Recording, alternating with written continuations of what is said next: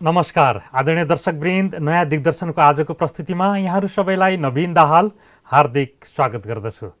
दर्शकवृन्द, हामी नयाँ दिग्दर्शनका यी प्रस्तुतिहरूमा थुप्रै विषय र सन्दर्भको उठान गर्दै चर्चा गर्दै आइरहेका छौँ। आज पनि हामी एउटा महत्त्वपूर्ण विषयमा चर्चाको प्रारम्भ गर्दैछौँ। हामीले आत्माका विषयमा धेरै चर्चाहरू गरेका छौँ यी प्रस्तुतिहरूमा। तर आत्माको जागृत अवस्था कस्तो हुन्छ, आत्मा सम्पूर्ण अवस्थामा जागृत भएको स्थितिमा कस्तो रूप र स्वरूपमा हुन्छ, त्यसको गुण, त्यसको अवस्था, त्यसको शक्ति कस्तो हुन्छ, चेतनाको स्तर कहाँसम्म पुगेको हुन्छ, हामी यो विषयमा चर्चाको प्रारम्भ आजदेखि गर्दैछौँ। यसका लागि ब्रह्माकुमारी राजयोग सेवा केन्द्र नेपालका राजयोग प्रशिक्षक आदरणीय राजयोगिनी ब्रह्माकुमारी मेनुका दिदी हुनुहुन्छ। आउनुहोस् उहाँलाई प्रस्तुतिमा स्वागत गरौँ। दिदी, आजको प्रस्तुतिमा स्वागत छ। ओम शान्ति। ओम शान्ति। हामीले विगत थुप्रै प्रस्तुतिहरूमा हाम्रा दर्शकहरूका विषयवस्तुलाई समेट्दै आएका छौँ। उहाँहरूका जिज्ञासा, उहाँहरूका प्रश्नहरूलाई नै हामीले सम्बोधन गर्ने प्रयास गरिरहेका छौँ। अघि नै दर्शकहरूलाई हामीले जानकारी गरायौँ कि हामी अब आत्माको जागृत अवस्था कस्तो हुन्छ, आत्मजागृतिका विषयमा चर्चा गर्छौँ भनेर हामीले जानकारी गरायौँ। त्योभन्दा अगाडि दर्शकहरूको पनि जिज्ञासा होला, व्यक्तिगत रूपमा मेरो पनि जिज्ञासा छ कि यहाँ विगत 2 दशकभन्दा बढी समयदेखि ब्रह्मकुमारी संस्थामा आबद्ध हुनुहुन्छ। ब्रह्माकुमारी राजयोग सेवा केन्द्र नेपाल अन्तर्गत रहेर यति लामो समय, यति लामो जीवनयात्रा बिताइरहनु भएको छ, सेवा दिइरहनु भएको छ। आम मानिसहरूको हितको लागि, आम मानिसहरूको सेवाको लागि यो जीवन समर्पित गर्नुभएको छ। यहाँले यो लामो समयसम्म ब्रह्मकुमारी संस्थामा सेवा गरिरहँदाखेरिको अनुभव के छ? यहाँकै अनुभव र अनुभूतिबाट आजको चर्चा प्रारम्भ गरौँ जस्तो लाग्यो। नवीनजी, सर्वप्रथम भन्नुपर्दा त यो संस्थासँग त पहिला बिल्कुलै अनभिज्ञ थिएँ। हजुर। जब यो संस्थामा आइसकेपछि यो संस्थाको क्रियाकलाप, यहाँ दिने जीवन र जगतको बारेमा ज्ञान, आत्माको बारेमा ज्ञान, परमात्माको बारेमा ज्ञान र साथसाथै कर्मदर्शनको बारेमा जुन ज्ञान रह्यो र यसको प्लस पोइन्ट, यसको सुन्दर पक्ष भनेको यहाँ दिने राजयोग मेडिटेसन ध्यान हो।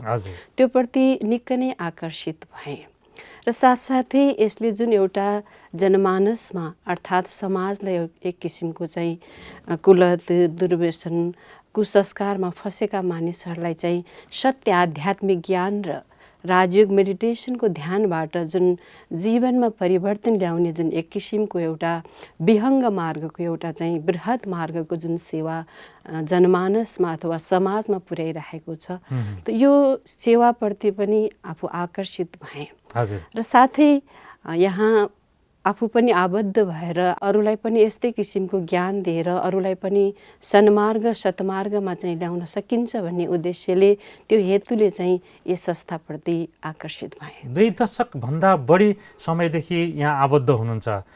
कुनै एउटा त्यस्तो घटना छ, कुनै त्यस्तो सन्दर्भ छ जसकी ब्रह्मकुमारीजमा आबद्ध भइसकेपछि अथवा ब्रह्मकुमारीजको सेवाले आकर्षित गरेको कुनै स्मरण योग्य घटनाक्रम त्यस्तो केही छ दिदी? मेरो पारिवारिक ब्याकग्राउन्ड, एउटा पृष्ठभूमिलाई हेर्दाखेरि म भक्ति भाव, भगवानप्रति धेरै आस्था, विश्वास र स्नेह राख्ने परिवारबाट आएको हुँ।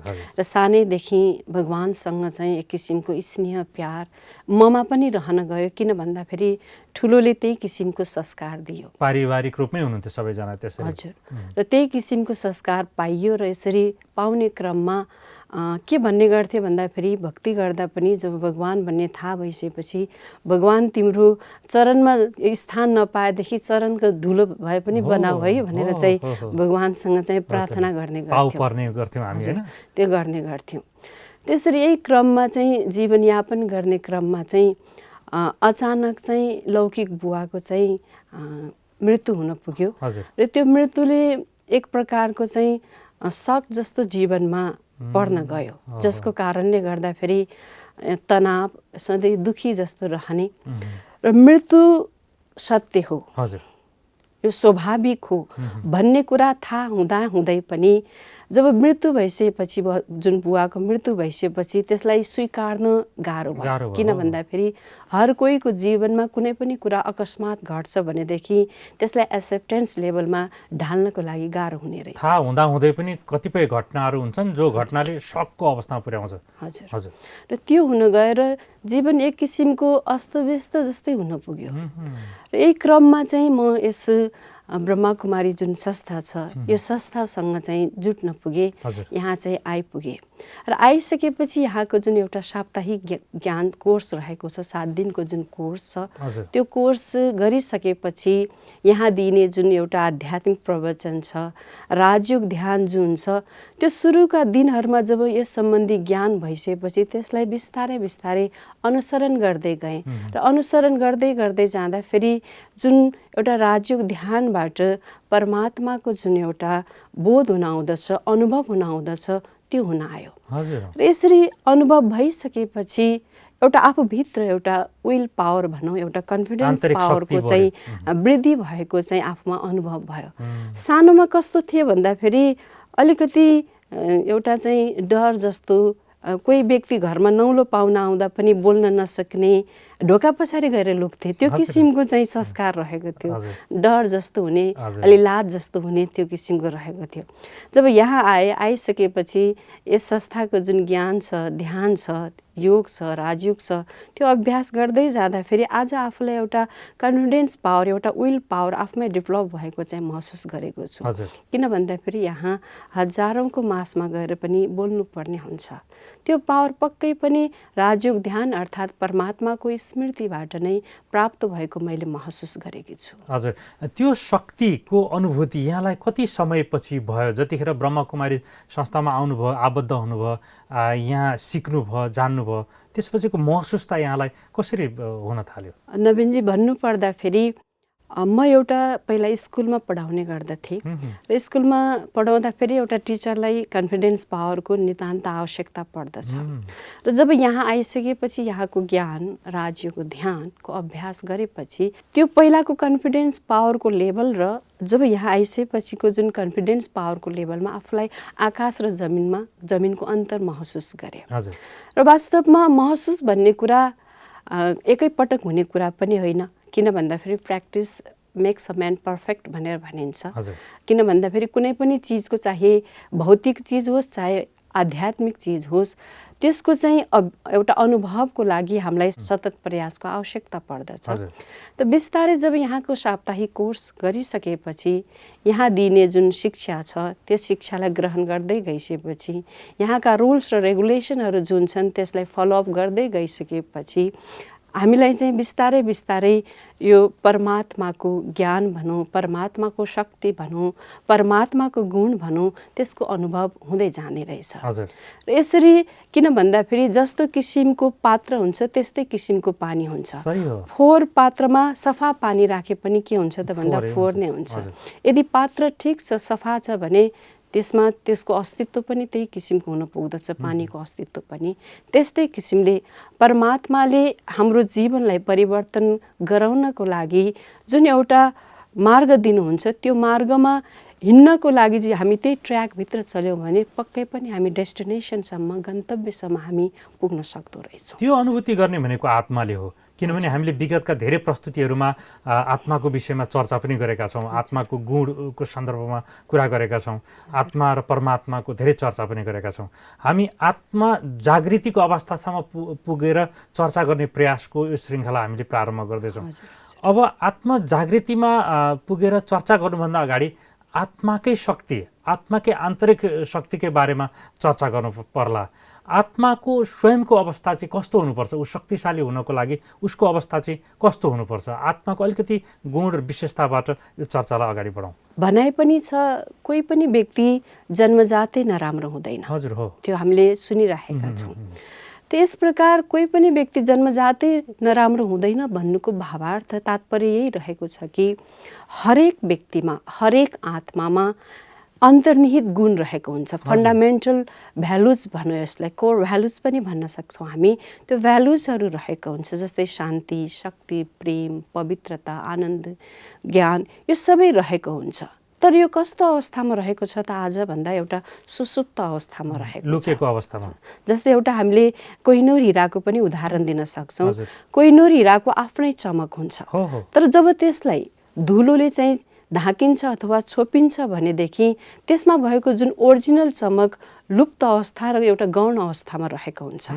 जब त्यो धुलोलाई हटाइसकेपछि हिरा फेरि आफ्नो ओरिजिनालिटी अवस्थामा आउँदछ। चम्किन्छ त्यसरी। त्यस्तै प्रकारले हामी आत्मामा पनि त्यो गुण रहेको छ, त्यो शक्ति रहेको छ, तर हामीले यसलाई के गर्नु छ त भन्दाखेरि जागृत गर्नु छ, उजागर गर्नु छ।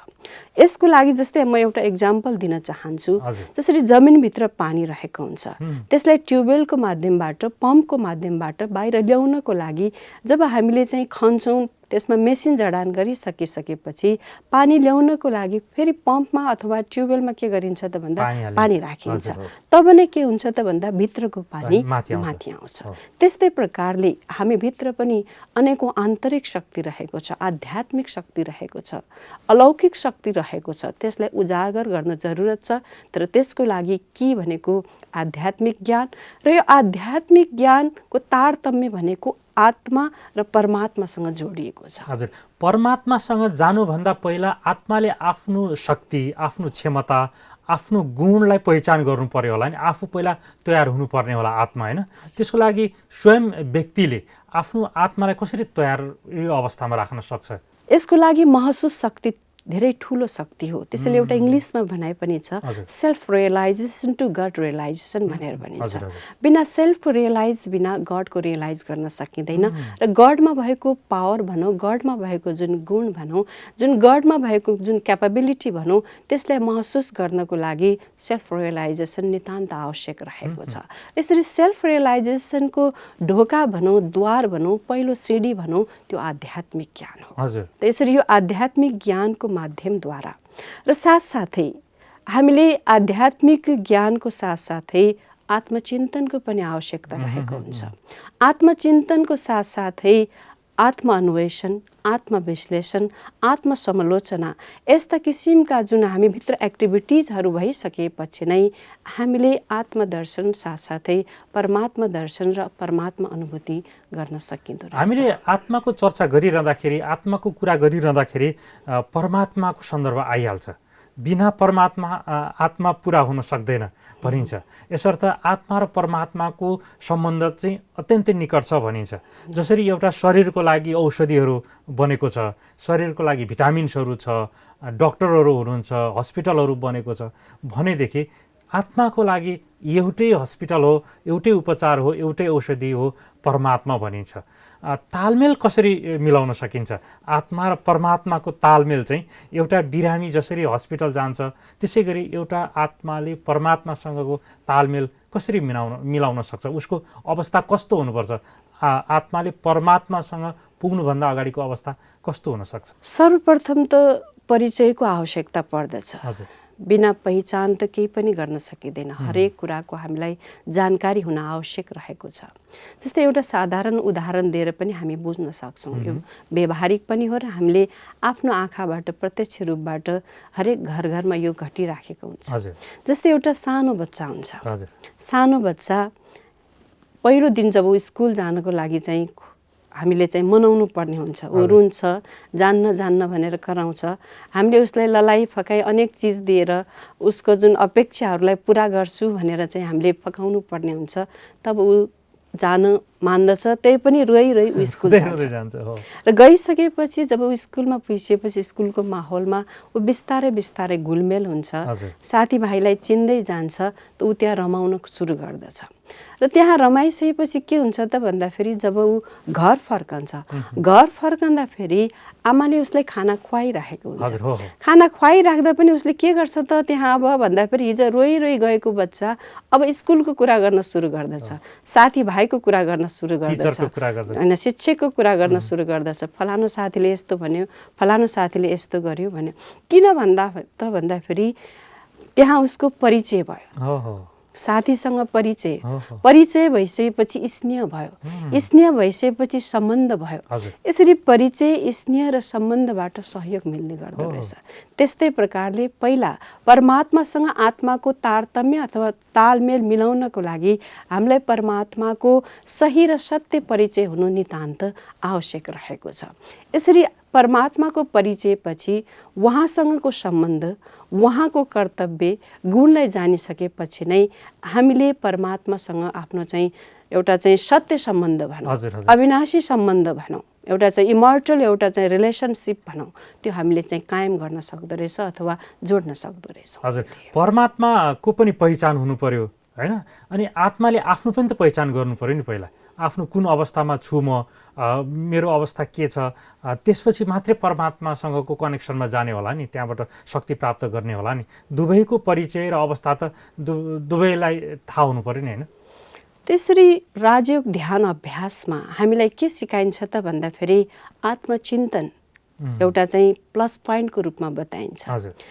एउटा भनिन्छ कि आन्तरिक अवस्थाको चाहिँ जुन स्टेबिलिटी रहेको छ, एउटा चाहिँ जुन स्थिरता रहेको छ, त्यो आन्तरिक अवस्थाको स्थिरता बिना परमात्मामा ध्यान गर्नु अलि मुस्किलै हुन्छ। किन भन्दाखेरि हामीले सुन्ने पनि गरेका छौँ, भगवानको ध्यान गर्नको लागि एकाग्र मनको आवश्यकता पर्दछ, एकाग्र मनबाट नै परमात्माको दर्शन हुने गरिन्छ भन्ने कुरा हामीले सुनेका पनि छौँ र अनुभव पनि गर्न सक्छौँ। पक्कै पनि त्यो हो। जसरी एउटा पानी हुन्छ, तलाउमा पानी हुन्छ, त्यो पानी स्थिर भयो भने नै त हामीले आफ्नो चाहिँ अनुहार देख्न सक्छौँ नि। त्यसरी आन्तरिक मनको अवस्था हेर्नको लागि पनि पक्कै पनि मनको स्थिति, मनको अवस्था भनौँ, आत्माको अवस्था भनौँ, त्यो स्थिर हुन जरुरी रहेको छ, एकाग्र हुन जरुरी रहेको छ। त यस प्रकार मनको एकाग्र अवस्थाबाट नै परमात्माको ध्यान, परमात्माको याद, परमात्मासँग हामीले सम्बन्ध जोडेर सही रूपबाट याद गरेर उसमा भएको शक्ति, उसमा भएको गुण अनुभव गर्न सकिने रहेछ। दिदी, उसो भए आत्मा र परमात्माको जुन कनेक्सन हुन्छ, त्यो कनेक्सनको लागि चाहिँ मुख्य ध्यान दिनुपर्ने विषय र सन्दर्भ रहेछ एकाग्रता। त्यो एकाग्रता, त्यो विधिलाई चाहिँ कसरी हामीले कायम गर्न सक्छौँ, कसरी टिकाउन सक्छौँ, हामी कसरी एकाग्र हुन सक्छौँ, त्यो चाहिँ महत्त्वपूर्ण सन्दर्भ हो कि जस्तो लाग्यो। यसको चर्चा गरौँ। हामी आज भौतिक संसारमा रहेका छौँ। हजुर। र यो भौतिक संसारको सर्फेसमा रहेर पनि आध्यात्मिक ज्ञानलाई जीवनमा हामीले अपनाउन सक्दछौँ। यस सम्बन्धमा एउटा सन्दर्भ याद आइरहेको छ। एकपटक महात्मा बुद्धको अगाडि आनन्द आउँछ र एउटा जुन तार चाहिँ लुज भएको सितार लिएर आउँदछ र त्यसपछि महात्मा बुद्धले भन्नुहुन्छ आनन्दलाई कि यो सितारको जुन तार छ यसलाई टाइट गर भन्नुहुन्छ। र टाइट गर्छ आनन्दले, टाइट गर्दा पनि बस्दैन। अनि त्यसपछि फेरि भन्नुहुन्छ महात्मा बुद्धले कि यसलाई लुज गर, लुज गर्दा पनि बस्दैन। र त्यसपछि भन्नुहुन्छ कि आनन्द यसलाई बीचमा ठिक्क ब्यालेन्स गर। यसरी ब्यालेन्समा राखिसकेपछि सितार बज्न सुरु गर्छ। त्यस्तै गरेर हामी यो भौतिक जगतमा छौँ, भौतिक शरीरमा छौँ र यो आत्मा र परमात्मा आध्यात्मिक विषय हो। आत्मा अनुभूति, परमात्मा अनुभूति गर्नु छ भने भौतिकको साथसाथै हामीलाई आध्यात्मिकतामा पनि हामीले एउटा ध्यान दिनुपर्ने हुन्छ। जब हामी भौतिकता र आध्यात्मिकतालाई प्यारलल सिस्टमबाट जीवनमा अगाडि बढाउँछौँ भनेदेखि पक्कै पनि हामीले जीवनमा चाहिँ जुन परमात्मा अनुभूति गर्न सक्दछौँ। हामीले चाहेर एकाग्रता हुन्छु भनेर हामी हुन सक्छौँ। अब त्यो एउटा मनको कुरा पनि रहेको छ, विल पावरको कुरा पनि रहेको छ। र जसरी एउटा गन्तव्यसम्म पुग्नको लागि त्यहाँ बाटो हुन्छ, त्यस्तै गरेर एकाग्रताको लागि पनि केही विधिहरू रहेको हुन्छ। जस्तै एउटा सकारात्मक चिन्तन भनौँ, शुद्ध चिन्तन भनौँ, आत्मचिन्तन भनौँ, परमात्मा चिन्तन भनौँ, भनाइ पनि छ एज यु थिङ्क सो स्याल यु बिकम भन्ने भनाइरहेको छ। हामी जस्तो चिन्तन गर्छौँ त्यस्तै हामी बन्छौँ भनिसकेपछि जब हामी आत्मचिन्तन गर्छौँ, आत्माकै गुण शक्ति र आत्माकै स्वरूपको सेरोफेरोमा रहेका हुन्छौँ। परमात्मा चिन्तन गर्छौँ, परमात्माकै गुण शक्ति र स्वरूपको सेरोफेरोमा रहन्छौँ भनेदेखि जस्तो किसिमको चिन्तन त्यस्तै किसिमको चाहिँ हाम्रो अवस्था रहने भएको कारणले पक्कै पनि आत्मचिन्तन र परमात्मा चिन्तनद्वारा हाम्रो मन एकाग्र हुन्छ र हामीले परमात्मासँग चाहिँ एउटा चाहिँ सम्बन्ध राख्न सक्छौँ र साथसाथै उसको अनुभूति पनि गर्न सक्छौँ। हुन्छ दिदी, आजको प्रस्तुतिमा हामीले आत्मजागरणको विषयको उठान गरेका छौँ, चर्चाको प्रारम्भ गरेका छौँ। आत्मा र परमात्माको कनेक्सन, परमात्माबाट आत्माले कसरी शक्ति प्राप्त गर्न सक्छ, कसरी त्यो इनर्जी ग्र्याब गर्न सक्छ भन्ने त्यो चर्चाको प्रारम्भ आज हामीले गऱ्यौँ। आगामी प्रस्तुतिमा फेरि हामी यो विषयमा चर्चा गर्छौँ। यो समयको लागि यहाँलाई धेरै धन्यवाद।